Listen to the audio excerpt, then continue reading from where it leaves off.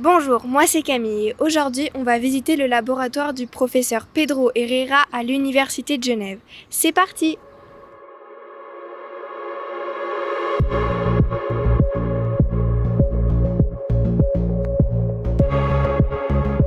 Le laboratoire est composé de différentes salles, des laboratoires où les scientifiques effectuent leurs expériences, et des salles avec des appareils de mesure plus spécifiques.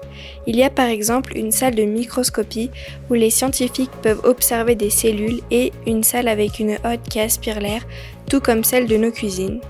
Elle les protège de potentielles émanations toxiques. Le but des scientifiques est de comprendre si on pourrait traiter le diabète en poussant le pancréas à se régénérer.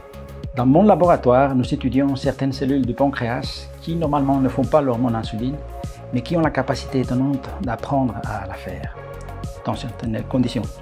Et ceci est particulièrement intéressant dans le contexte du diabète, qui est une maladie qui résulte du manque de cette hormone. Nous allons voir avec le public cet aspect de notre recherche pendant cette journée des portes ouvertes diabète et obésité. Concrètement, est-ce vraiment possible d'inciter ces cellules du pancréas à produire de l'insuline pour guérir le diabète ?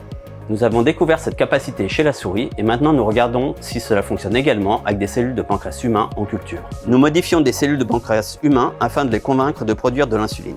Puis nous vérifions au microscope qu'elles ont bien appris à produire de l'insuline. On voit que ces cellules produisent de l'insuline en rouge alors qu'elles ne le faisaient pas auparavant. Sur le principe, cela fonctionne. Mais maintenant, le défi est d'induire ce changement au niveau des cellules pancréatiques directement dans le corps des patients diabétiques. Si vous voulez en savoir plus, participez à la journée porte ouverte diabète et obésité du mois de novembre. Ciao!